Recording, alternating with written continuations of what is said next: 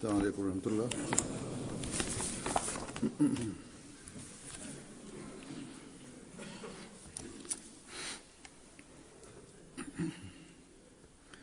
أشهد أن لا إله إلا الله وحده لا شريك له وأشهد أن محمدا عبده ورسوله أما بعد فأعوذ بالله من الشيطان الرجيم بسم الله الرحمن الرحيم الحمد لله رب العالمين الرحمن الرحيم مالك يوم الدين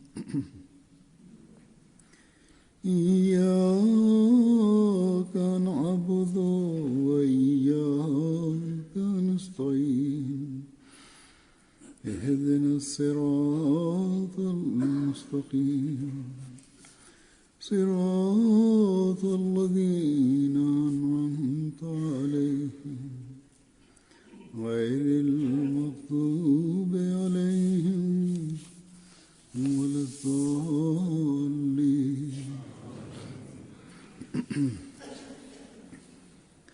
وإذا سألك عبادي عني فإني قريب أجيب دعوة الداع إذا دعاني أجيب دعوة الداع إذا دعاني فليستجيبوا لي وليؤمنوا بي لعلهم يرشدون. Kur robrit e mi të pyesin rreth meje, padyshim un jam afër, i përgjigjem lutjes së lutjebërësit kur ai më lutet. Andaj edhe ai duhet të më bindet, duhet të më dëgjojë, duhet të më besojë që të udhëzohet. Ky ajet vjen në mes të atyre ajeteve që flasin për obligimin e agjërimeve dhe për kushtet e tyre. Dhe duke sjell këta ajet, Zoti i Madhërisëm midis këtyre pra ajeteve të agjërimit na tregon lidhje të veçantë që ekziston midis lutjes dhe Ramazanit. Hazret Kalifi i parë i Mesihut të premtuar radhiyallahu anhu tregonte këtë lidhje duke shprehur se agjërimi ashtu siç është mjet për të fituar druajtje ndaj Zotit, po ashtu është mjet për të pasur afrimin me Zotin e Madhërisëm. Andaj muaji i Ramazanit është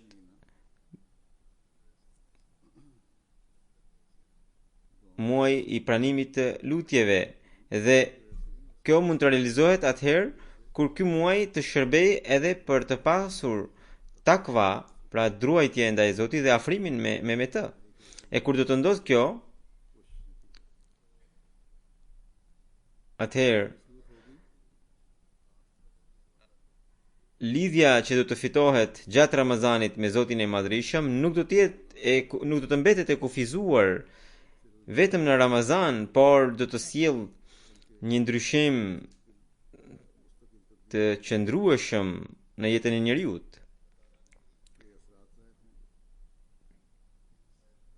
Këtë e thot Allahu i Madhërisëm në këtë ajet që unë jam afër. I dërguari i Allahut sallallahu alaihi wasallam tha se në këtë muaj shejtanit i vihen prangat, edhe Zoti zbret në qiellin e mëposhtëm, qiellin e poshtë. Por kujt u afrohet Zoti i Madhërisëm? Atyre të cilët ndjejnë afrimin me të ose dëshirojnë të ndjejnë afrimin me të. Edhe për këtë ata i binden Zotit të Madhërisëm. Allahu i Madhërisëm porosit që ata të më binden, edhe njerëzit e tillë e zbatojnë këtë porosi. Ata kërkojnë porositë e Zotit të Madhërisëm, edhe përpiqen t'i zbatojnë ato. Besojnë me bindje se Zoti i Madhërisëm ka çdo fuqi. Është i plot fuqishëm. Nëse pra ata mendojnë, besojnë se nëse do të jemi të bindur në Zotin e Madhërisëm dhe do t'i lutemi, ai do të na përgjigjet.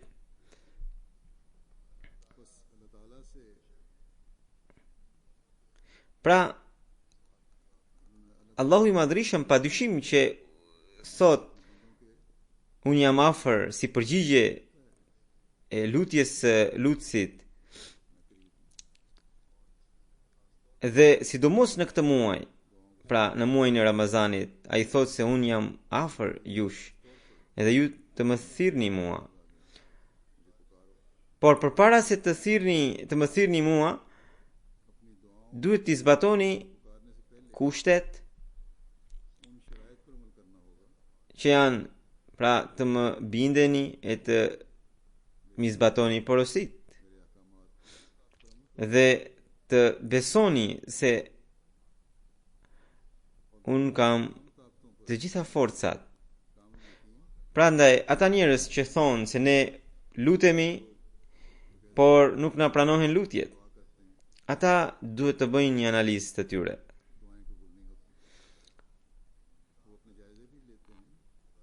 A e kanë bërë analizën si që duhet, se deri në çmas ata i zbatojnë porositë e Zotit?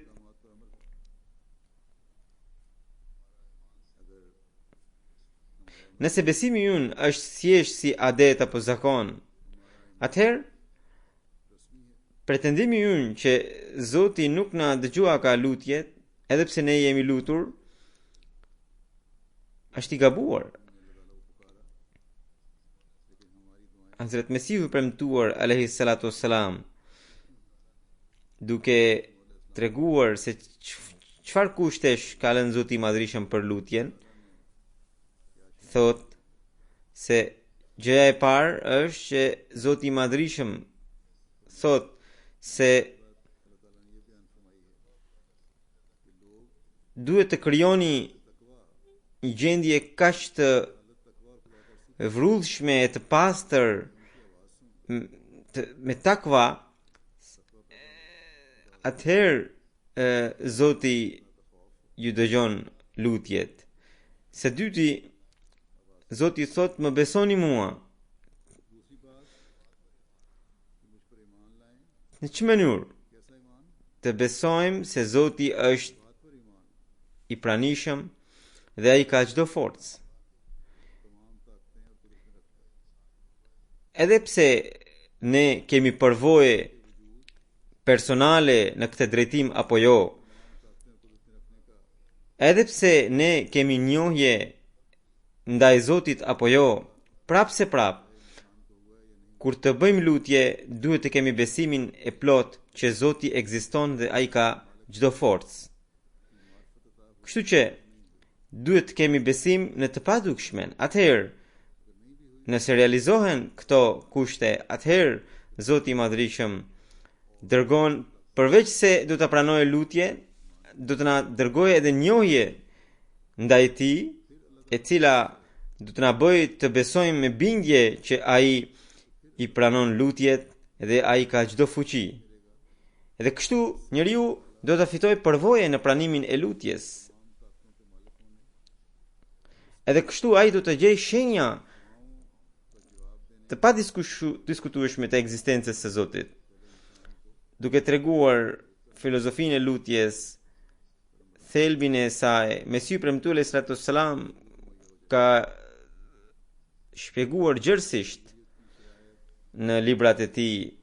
Në hutben e sotme do t'ju tregoj disa nga citatet nga shkrimet e tij që na tregojnë thellësinë e kësaj teme dhe do të na motivojnë se gjatë këtij Ramazani ta shtojmë njohjen rreth Zotit dhe ta fitojmë udhëzimin e vërtet dhe të përfitojmë siç duhet nga muaji i Ramazanit. Disa njerëz mendojnë se çfarëdo lutje që të bësh duhet të pranohet patjetër. Në lidhje me këtë, pak më parë ju kam sqaruar se Zoti i Madhrishëm ka lënë disa kushte për pranimin e lutjes, të cilat duhen përmbushur dhe ky është obligimi ynë. Por për të duke sqaruar edhe më tej se cilat janë kushtet e pranimit dhe se disa nganjëherë edhe pse plotësohen kushtet, por prapë se prapë nuk pranohet lutja siç parashikohet ose siç shpresohet.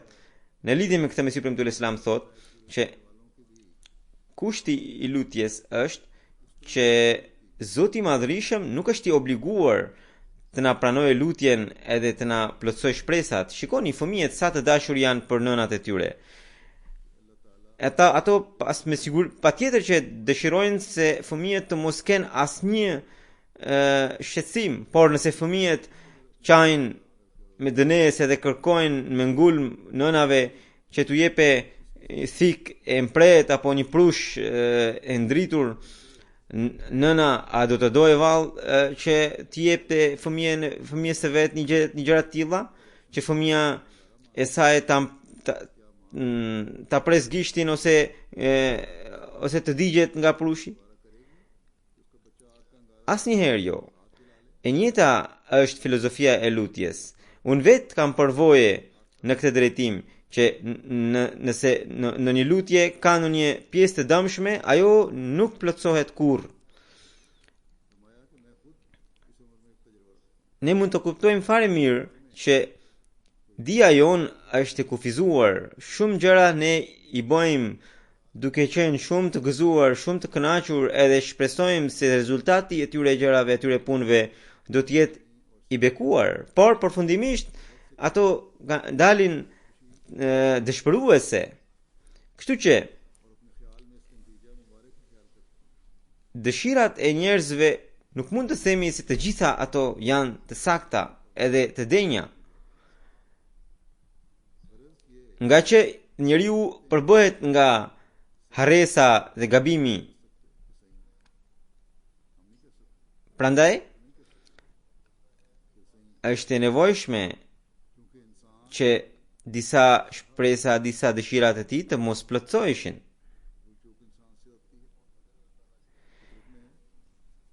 Po ti plotësonte Zoti i Madhrishëm edhe dëshirat e tilla, atëherë kjo do të ishte kundër mëshirës së tij.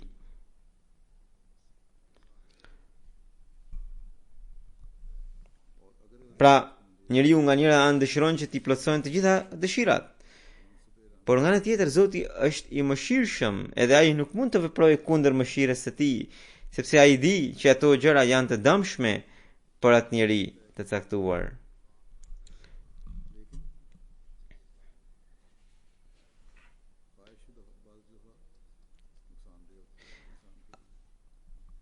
Zoti i Madhrishëm do mëshirë për robin e tij. Nëse ai shikon që në një dëshirë të caktuar robi i tij do dëmtohet,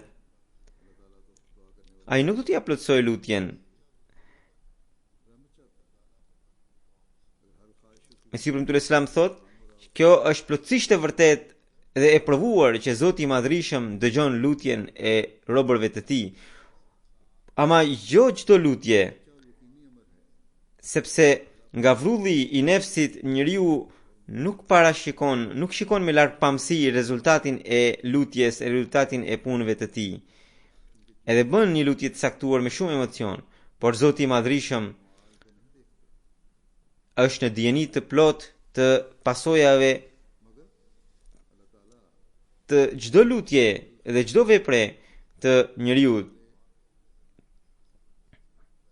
që ai cilën ai pra njeriu i ka parashtuar në formë lutje.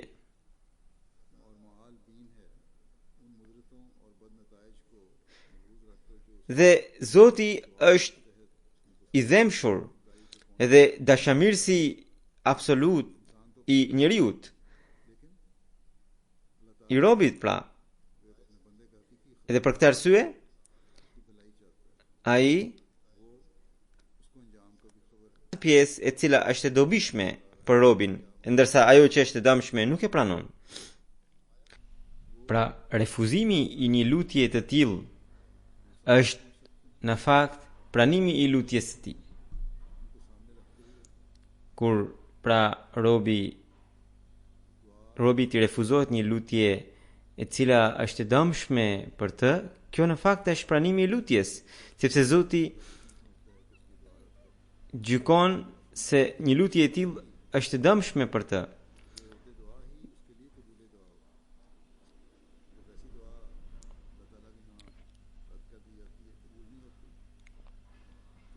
Pra, Mesiu premtuar alayhi salatu wasalam thot që Zoti i Madhërisëm pranon edhe lutjet e dëmshme në formë refuzimi.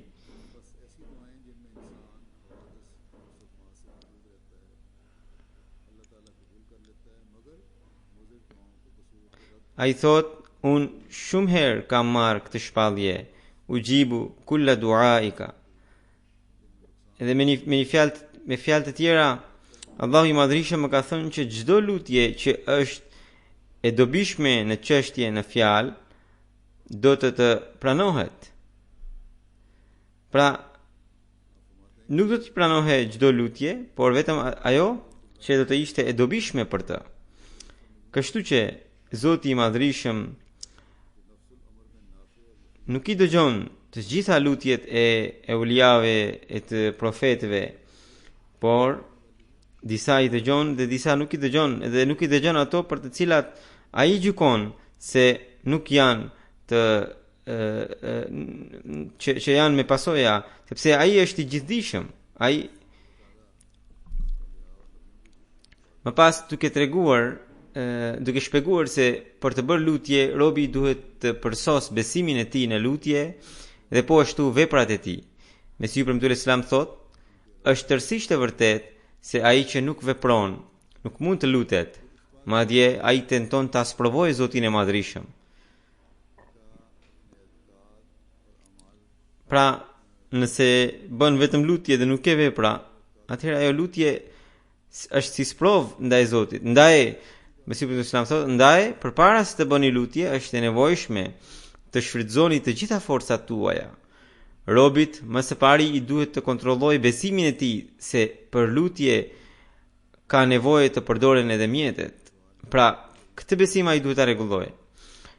Praktika e Zotit të Madhërisëm është që ai krijon ndonjë mjet për ta përmbushur nevojën e lutësit.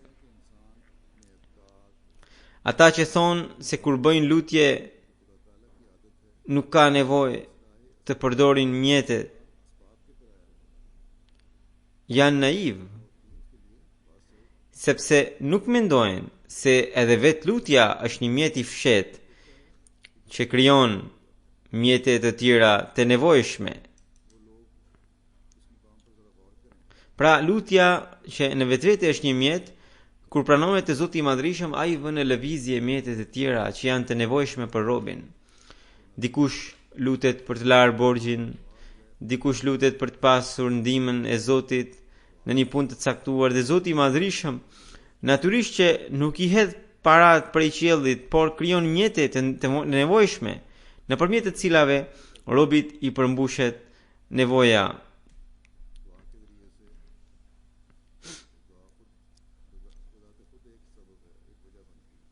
Mesiu premtuar alayhi salatu wasalam vion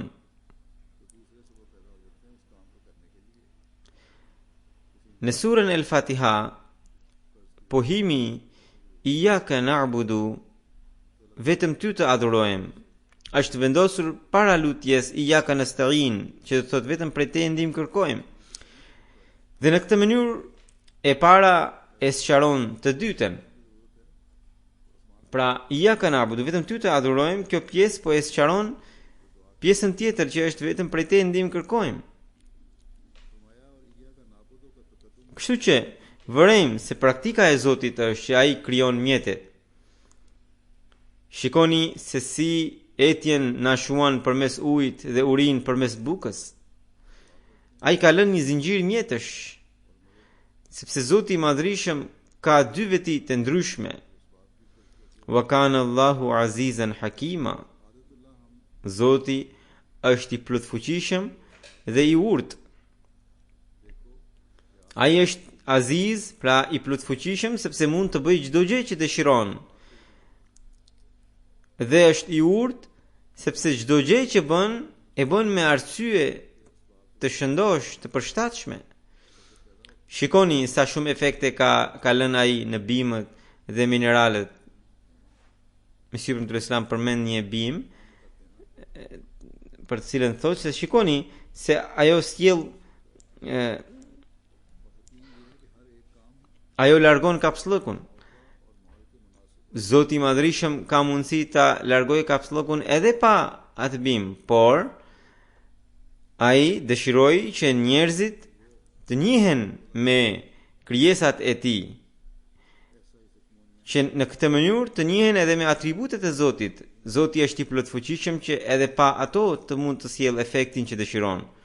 Por ai dëshiron që njeriu të njihet me mrekullitë e krijimit, sepse sa më shumë që njeriu do të zbulojë natyrën, aq më shumë ai bëhet i aftë për të kuptuar atributet e Zotit dhe i jepet mundësia që ai ti afrohet me të.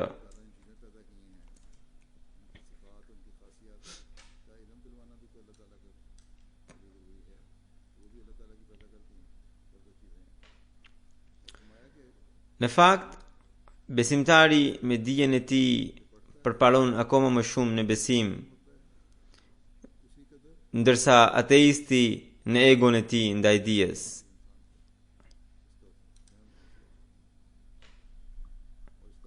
Duke treguar filozofin e lutjes,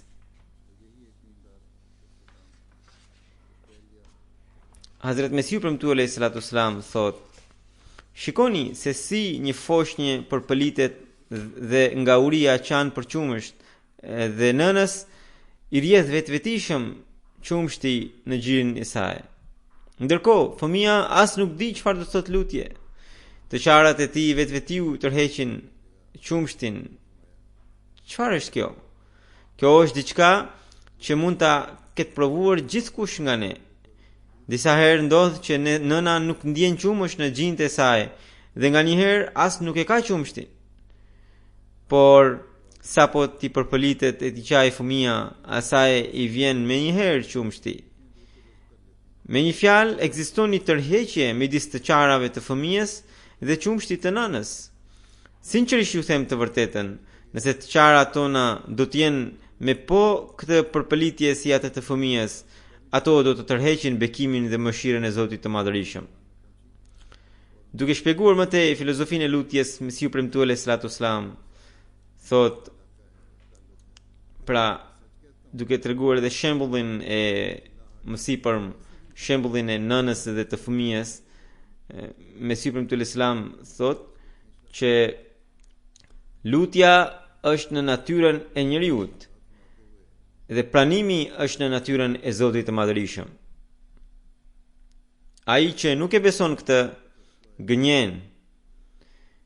Shembulli i fëmijës që kam dhënë pak më parë e qartëson mjaft mirë këtë çështje. Atributet Rahman dhe Rahim nuk janë të ndara.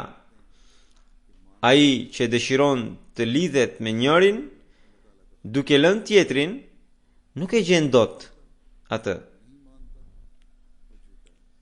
Pra, nëse do ta lini atributin Rahman duke u shkëputur nga mjetet që janë dhuruar prej Zotit Rahman, nuk mund të përfitosh dot nga Zoti Rahim. Atributi Rahman synon të na aftësojë të përfitojmë nga atributi Rahim, thot Mesihu sallallahu alaihi wasallam. Domethënë, lutja juaj ndaj Allahut ekziston për shkak se Zoti është Rahim dhe ai ju dëgjon lutjet, por atributi Rahman është ai që ju ka aftësuar dhe ju ka siguruar mjetet e nevojshme për të bërë lutje. Ai që nuk vepron në këtë mënyrë, Mesihut Islam thotë, ai që nuk vepron në këtë mënyrë tregohet mosmirnjos ndaj Zotit për bekimet e tij.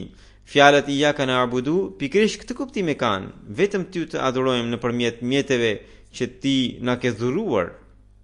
Vini re se si gjuha është e ndërtuar me venet dhe indet. Ajo po të mos ishte kështu, nuk mund të flisnim.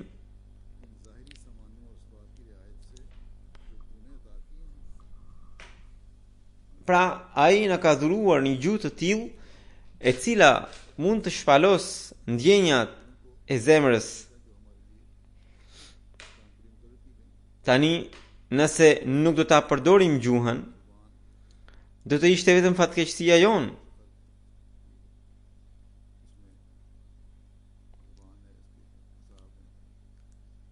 E kjo gjuhë është e ndërtuar pikërisht për të bërë lutje, sepse ajo shpalos ndjenjat e zemrës.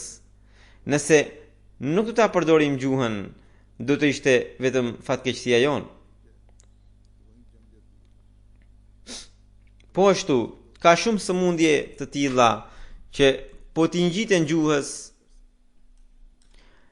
ajo menjëherë do të pushojë së foluri dhe njeriu mbetet me mec.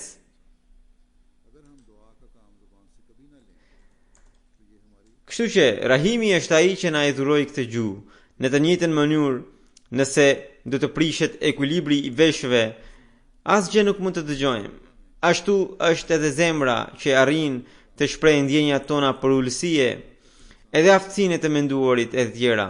Kur njeriu e kap në një sëmundje, të gjitha këto aftësi mbeten thuajse pa punë, si ata që janë me të meta mendore. Të gjitha këto bekime, a nuk na obligojnë vallë që t'i vlerësojmë ato?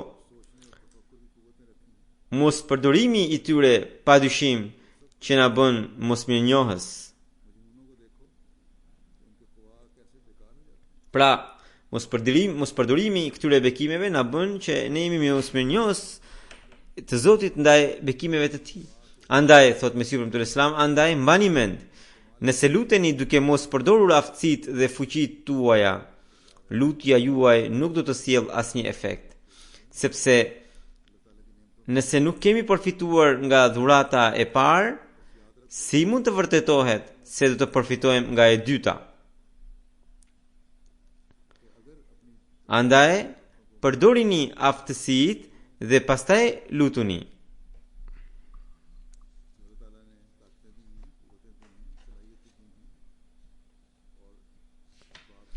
Pra, të dyja edhe mjetet dhe edhe lutje janë dhuratat e Zotit dhe duhet i përdorim të dyja. Duke sqaruar më tej se në natyrën në natyrë Zoti ka lënë shembuj të pranimit të lutjes. Mesihu i Islam thotë që Zoti ka lënë shembuj në natyrën e gjithësisë të pranimit të lutjes, pra. Dhe për këtë arsye ai na ka mësuar lutjen: o Zot, udhëhiqna në rrugën e drejtë, në rrugën e atyre që i bekove. Ky është vullneti i Zotit dhe askush nuk mund ta ndryshojë këtë.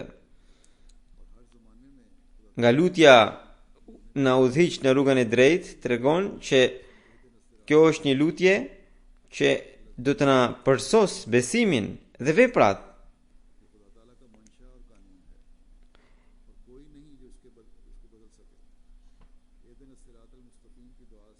Pra, lutja është që ne t'i kërkojmë Zotit rrugën e drejtë. Kështu shikohet nga fjala e Allahut.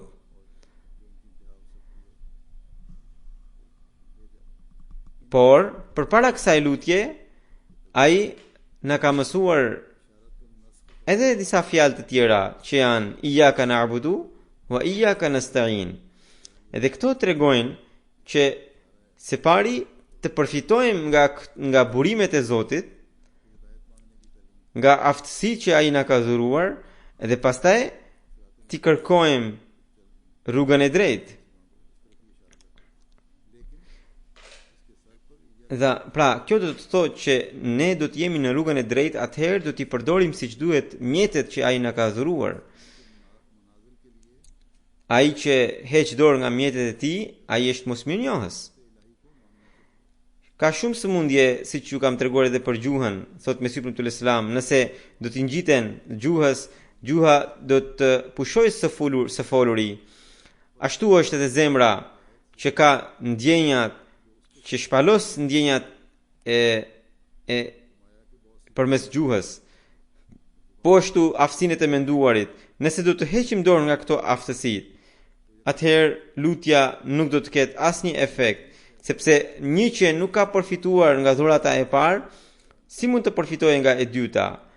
Për këtë arsye, iyyaka na'budu përpara fjalëve ihdinas siratal mustaqim tregon që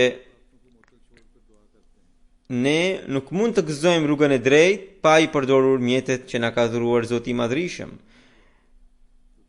Edhe ajo që thot Zoti, ud'uni astajib lakum, më thërrisni mua, unë do t'ju përgjigjem, nuk është vetëm fjalë boshe, por është një realitet.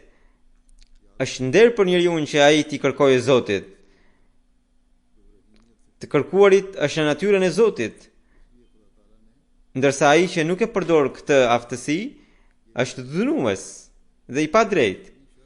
Lutja të jep një kënaqësi të atill që më vjen keq që nuk mund të shpreh dot në fjalë. E ti tregoj botës këtë kënaqësi me fjalë. Shkurt, për të bërë lutjen, në rast të parë na duhet që ti rregullojmë veprat dhe ta rregullojmë edhe besimin në lutje. Sepse ai që nuk i rregullon besimet e tij dhe nuk bën vepra të mira, dhe lutet, ai me fjalë të tjera tenton të sprovojë Zotin e Madhërisëm. E vërteta është që lutja ihdinas siratal mustaqim synon që të na përsos besimin, edhe më pas kjo lutje sqaron që në çmë mënyrë rrugën e atyre të cilët i bekove, ata njerëz që kanë pasur bekimet e Zotit të Madhërisëm në mënyrë të vazhdueshme, dhe jo rrugën e atyre që kanë tërhequr zemërimin e Zotit.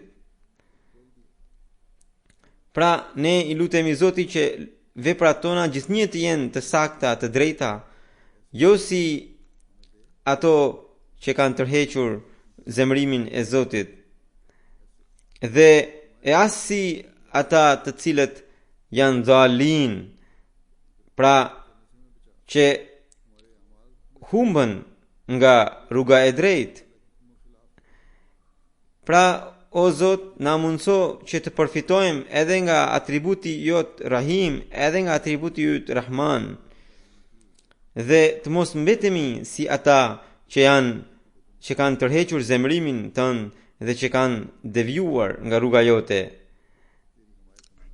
Duke hedhur poshtë mendimin e njerëzve materialist që thonë se nuk ka dobi të qash para Zotit, Mesiu Premtuar Islam thot, disa njerëz mendojnë se nuk ka asnjë dobi të qash hallin para Zotit të Madhërisëm, dhe ky është një veprim i kot.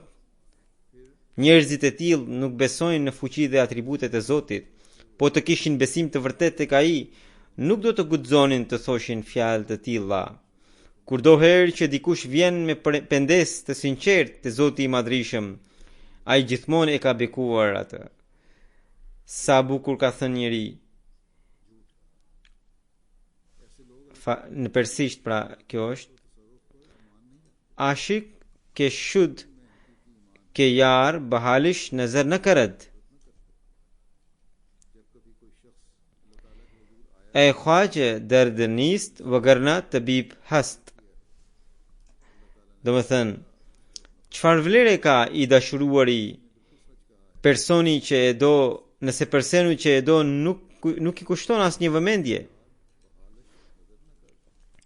Zotëri nuk ke dhimbje, për ndryshe mjeku ekziston. Pra, keni nevojë që të krijoni dhimbje në veten tuaj, se Zoti ekziston me mëshirën e tij. Pra, krijo dhimbje në veten tënde, atëherë do të dëgjojë Zoti. Zoti dëshiron që ju të shkoni tek ai me zemër të qiltër. I vetmi kush që të përshtateni veten sipas porosisë së tij, falyastajibu li, pra të zbatoni porosin, le të më përgjigjen mua, dhe sillni ndryshimin e pastër që ju të bëni, që ju bën të denjë të shkoni te pragu i Zotit. Sinqerisht ju them të vërtetën, Zoti i Madhrishëm zotron fuqi nga më të çuditshmet dhe ka mirësi e bekime të pashtershme, por që ti shikoni e ti gëzoni ato, duhet të keni syrin e dashurisë. Duke treguar se si duhet të jetë njeriu që të fitojë dashurinë e Zotit dhe që atij i pranohen edhe lutjet, Mesiu premtuar alayhi salatu sallam thot: kushti është që të kesh dashuri dhe sinqeritet ndaj Zotit të Madhrishëm. Dashuria ndaj Zotit është diçka që ja djeg njeriu jetën e tij toksore dhe e shndron atë në një njeri tjetër, një njeri të ri, të qiltër e të dëlirë. Atëherë ai sheh gjërat që nuk i shihte më parë, dëgjon fjalët që nuk i dëgjonte më parë. Gjithçka nga mirësi që ka përgatitur Zoti i Madhrishëm, ai i ka dhënë njeriu edhe aftësitë për të përfituar nga ato. Pra, Zoti nuk i ka krijuar thjesht gjërat, por i ka dhënë njeriu edhe dhuntit për të përfituar nga ato gjëra. Po ti ja kishte dhënë vetëm dhuntit dhe njerësh të mos ia mundsonte objektet, do të kishte mangësi. Por vërejmë se ai nuk ka lënë një mangësi të tillë. Ai i ka dhënë njeriu edhe dhuntit dhe i ka mundsuar edhe mjetet.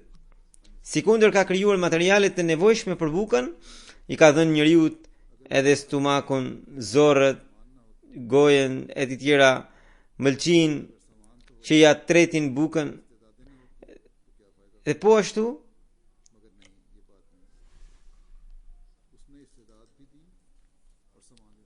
pra në njërën anë Zoti ka krijuar ushqimin, në anën tjetër ka krijuar edhe organizmin e tretjes. Po kështu ky bark ekziston që ta ushqej zemrën e me radhë. Në të njëjtën mënyrë, bekimi i tij më i madh është që ai dërgoi fenë e tij të përsosur përmes profetit Muhammed sallallahu alaihi wasallam. Dhe profetin e bëri Hatimul Nabiyyin, vulën e profetëve, dhe i dha Hatimul Kutub, pra librin që është vula e të gjithë librave. Pas këtij libri nuk mund të vijë më në një libër tjetër, edhe pas këtij profeti Muhammed sallallahu alaihi wasallam nuk mund të vijë më në një profet me shariat. Tani, dhunti dhe aftësi që na ka dhënë Zoti, nëse nuk do t'i përdorim dhe nuk do të hedhim hapin drejt Zotit, sa shpërfillse dhe mosmirënjohëse do të ishte kjo. Po të mendojmë thellë që në surën e parë të Kuranit Zoti i Madhrishëm i ka dhënë të gjitha udhëzimet.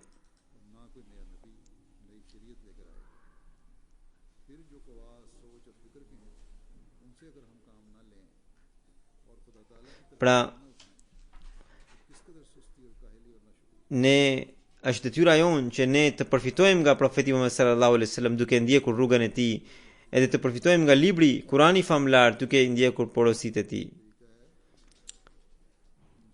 Edhe këtë thot Mesiu premtuar alaihi salatu wasalam që në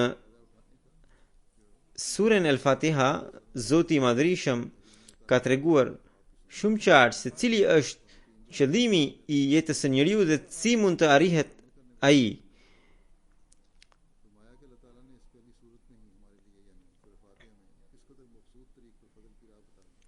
Duke sjell fjalët thot iyyaka na'budu, duke sjell fjalët iyyaka na'budu përpara fjalëve iyyaka nasta'in, Zoti ka treguar se njeriu së pari duhet të shfrytëzojë të gjitha aftësitë, forcat, mendjen dhe kurajin e tij për të ndjekur rrugët e pëlqimit të Zotit. Dhe më pas ti lutet që ato të jenë frytëzënse. Duke treguar se cilat janë metodat e kërkimit të njohjes së Zotit, Mesiu premtuar alaihi salatu wassalam thot: është e vërtetë që khuliqal insanu dha'ifa, njeriu është krijuar i dobët. Ai asgjë nuk mund të bëj pa pasur bekimin dhe mëshirën e Zotit. Ekzistenca e njeriut, mbijetesa dhe rritja e tij dhe të gjitha mjetet që janë të nevojshme për këto gjëra varen tërësisht nga mëshira e Zotit. Naiv është ai që mburret për mendjen dhe pasurinë e tij, sepse të gjitha këto ja ka dhuruar Zoti i Madhërisëm. Për lutje është e nevojshme që njeriu ta ketë parasysh dobësinë dhe paaftësinë e tij. Sa më shumë që ai vetëdijsohet për paaftësinë e tij, aq më shumë ndihet nevojtar i Zotit të Madhërisëm dhe në këtë mënyrë do t'i lindë dëshirë e zjarrt për t'ju lutur Zotit. Njerëzit thonë se njerëzit nuk kanë dëshirë për të lutur, por ata duhet ta shikojnë paaftësinë e tyre. Atëherë vetvetiu do t'u lindë një dëshirë e zjarrt për t'ju lutur Zotit. Thot, siç njeriu kur gjendet në vështirësi të madhe, lëshon klithm dhe thërret për ndihmë. Në të njëjtën mënyrë, nëse robi mendon për dobësi dhe gjunahet e tij dhe ndjen veten gjithnjë nevojtar të Zotit, shpirti i tij me dhimbje të plot do të derdhet te pragu i Zotit. Do të këllthas dhe do të thras duke thënë: O Zot, o Zot.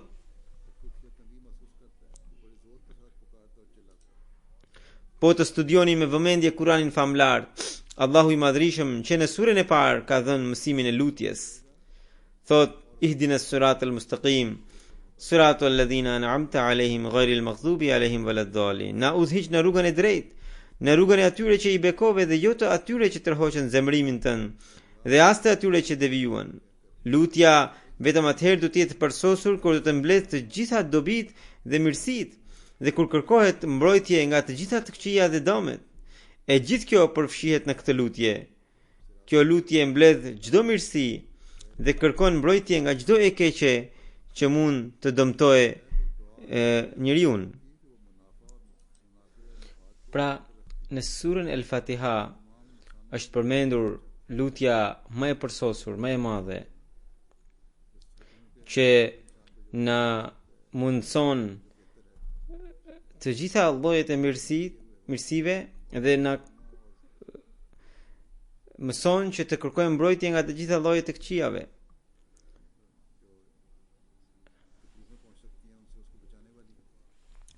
Edhe një gjë që duhet ditur, që kjo lutje më e madhe nuk është për botën materiale, por për besimin. Dhe kjo tregon se më së pari ne duhet të lutemi për shpëtimin e besimit.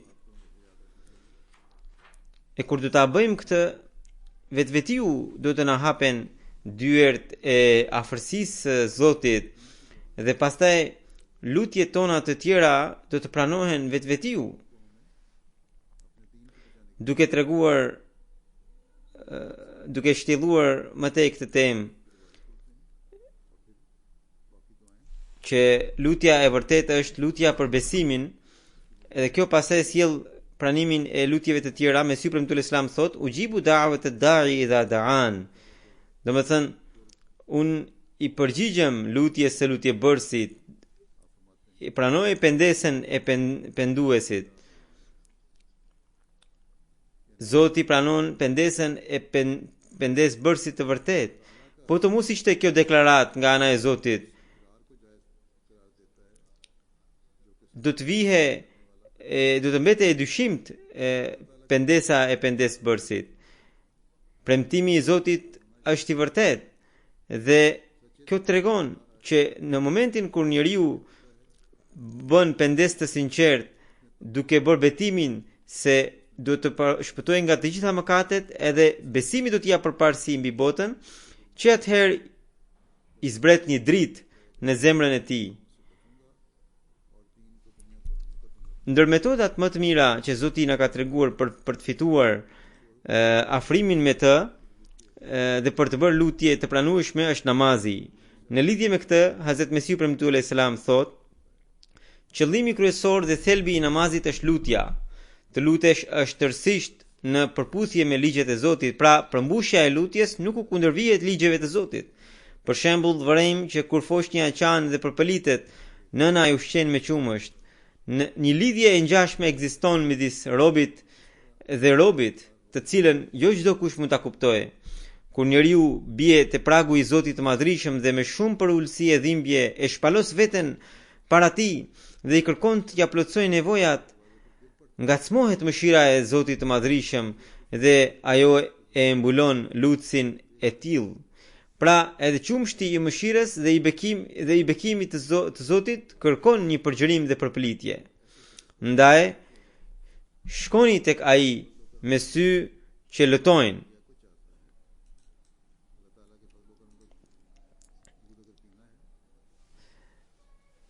Kështu që në muajin e Ramazanit, kur shumica kthehen tek xhami, alhamdulillah, edhe te namazi me xhamat, po ashtu ne duhet t'i kushtojmë vëmendje edhe nafilve, edhe lutjeve, por lutjeve për t'i kërkuar përparësi besimit mbi botën. Këtë lutje duhet ta bëjmë më së shumti. Më pas, lutjet për botën materiale duhet të vinë më pas. Ato Zoti vetë do t'i plotësojë. Tani do t'ju paraqes një lutje të Mesihut premtues selam, të cilën mendoj se duhet ta bëjmë sa më shumë këto ditë, në mënyrë që të gëzojmë afërsinë e Zotit. Ai ju lut Zotit me këto fjalë: O Zoti i botëve, o Zoti i botëve, nuk mund të falenderoj për mirësitë e tua. Ti je shumë mëshirbërës dhe shumë bujar. Unë kam favoret e tua të panumërta, mi falë mëkatet që të mos shkatërrohem. Vendos në zemrën time dashurinë tënde të pastër që të ringjallem. Mi mbulo gjunahet dhe më mundëso të bëj punë të tilla që ti të kënaqesh. Kërkoj mbrojtjen e fytyrës sate e bujare, që të mos më përfshi zemrimi yt. Vetë më shiroma dhe shpëtoma nga gjëmat në besim, në botë e në ahiret, sepse çdo bekim e mëshirë është në dorën tënde. Amin. Amin. Allahu bëf që ne të kuptojmë realitetin e lutjeve. Ky Ramazan të na bëj ndër ata të cilët besojnë fuqimisht në Zotin e Madhërisëm, dëgjojnë porositë e tij dhe i zbatojnë ato, dhe çdo natë të tyre kalojnë në pëlqimin e Zotit dhe për çdo fjalë kërkojnë pëlqimin e Zotit. Allahu bëft që të gjitha veprat tona të jenë në përputhje me pëlqimin e Zotit. Besimi ynë të jetë më i fortë se sa përpara. Allahu na dhuroft dashurinë e tij të vërtet. Allahu na shpëtoft nga gjëmat e kësaj bote dhe të ahiretit. Pas namazit të gjumas do të udhëheq 2 gjenaze gaib. E para është Raja Ghalib Ahmed Sahibit, që ka qenë një shërbëtor i hershëm i xhamatit, ka qenë edhe poet dhe letrar i gjuhës urdu. Ai shërbeu në pozita të larta në shtet, ka qenë edhe drejtor i arsimit në Punjab.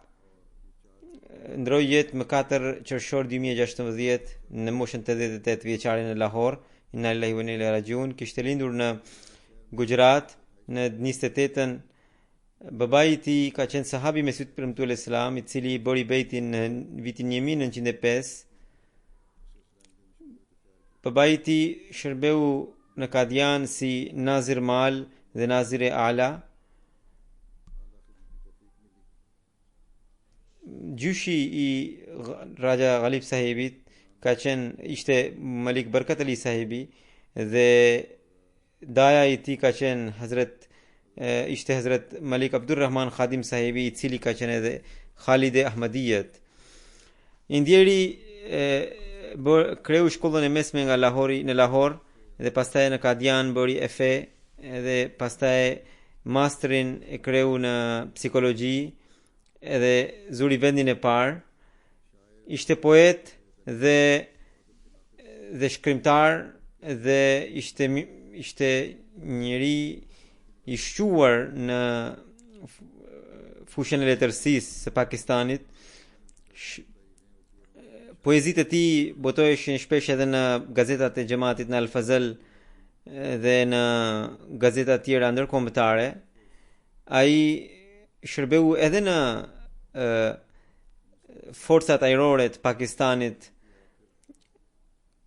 Shërbeu në pozita kyçe drejtuese të qeverisë pakistaneze të shtetit pakistanez. Ka qenë drejtor i librave shkollor të Pakistanit, të Punjabit, sekretari i arsimit të zonave të ndryshme. Edhe në xhamat ai ka një gamë të gjerë shërbimesh. Ka qenë edhe zëdhënësi i xhamatit në vitet nga 74 deri për shumë vjet. Nga 92 deri në 97 ka qenë drejtor i fondacionit Fazle Umar. Nga 74 deri 85 ka qenë drejtor i Vakfe Jadidit dhe pastaj naib zëvendës drejtor i Nasir Fondacionit. Ishte shumë njëri i thjesht, shumë i butë, kishte dashuri të zjarrt me kalifatin dhe i respektonte shumë përgjegjësitë e xhamatit. Allahu i ngrit nivelet në xhenet. Ai nuk kishte fëmijë, ka rritur një vajzë. Allahu ia dhënë durim edhe asaj. Gjenazja e dytë është Malik Muhammad Ahmed Sahibit, i cili ndroi jetë më 6 maj 2016. Këtë dy gjenazë në fakt duhet i drejtoja javën e kaluar, por nuk u realizua. Inna lillahi wa inna ilaihi rajiun. Ai ishte djali i sahabit Mesut Premtu alayhi salatu wassalam, Hazrat Sheikh Fazl Ahmed Sahibit. Edhe ai kishte dashuri të zjarrt ndaj kalifatit, ndaj sistemit të xhamatit dhe të gjithë fëmijët kështu i porositi. Ai ishte shumë njeri i butë, shumë mikpritës dhe gjatë gjithë jetës është kujdesur për shumë familje në nevojë dhe deri në vdekje i rriti ato familje. Ai ishte edhe ndër 5.000 vullnetarët të Tahrik e Jadidit, të zyrës së parë të Tahrik e Jadidit. Ishte mjaft i përparuar në sakrificat financiare. Në 45-ën dedikoi jetën e tij. Së pari shërbeu jashtë, pastaj erdhi në Rabwa dhe në shërbeu në zyrën e ndërtimeve deri në 49-ën dhe pastaj deri në 68-ën shërbeu në zyrën e Tabshirit dhe deri në 82-shin shërbeu në khidmat e khalq dhe deri në 86 shërbeu si wakilul mal sani dhe në 85-ën doli në pension dhe përsëri e aplikoi për shërbimin, domethënë. Dhe deri në 89-ën shërbeu si naib wakil tamilut tanfiz. Afërsisht për 47 vjet ai shërbeu në xhamat dhe më pas erdhi në Gjermani, jetonte pranë fëmijëve. Ishte shumë njeri që adhuronte Zotin e Madhërisëm. Kishte bërë dhe vasiat, alhamdulillah. Kishte njohje të gjerë të librave të Mesut Premtu alayhis salam. Laik Tahir Sahibi, misionari që është këtu, është vëllai i tij i vogël, ndërsa një tjetër Mahmud është djali i tij. Allahu mëshiroft edhe ja ngrit nivelet në xhenet, edhe i dhon të fëmijëve të tij u dhon durim, edhe ta i mundsoft që ta të jenë të lidhur në mënyrë të pashkëputshme me xhamatin dhe me kalifatin.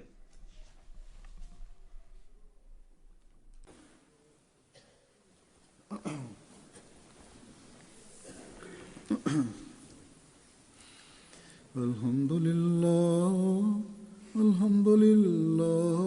nahmaduhu wa nasta'inuhu wa nastaghfiruhu wa nu'minu bihi wa natawakkalu alayhi wa na'udhu billahi min shururi anfusina wa min sayyiati a'malina. من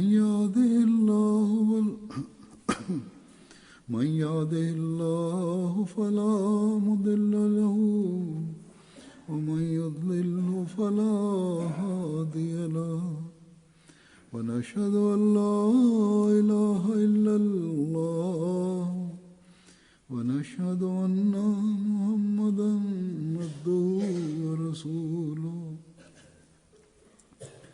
عباد الله رحمكم الله إن الله يأمر بالعدل والإحسان وإيتاء ذي القربى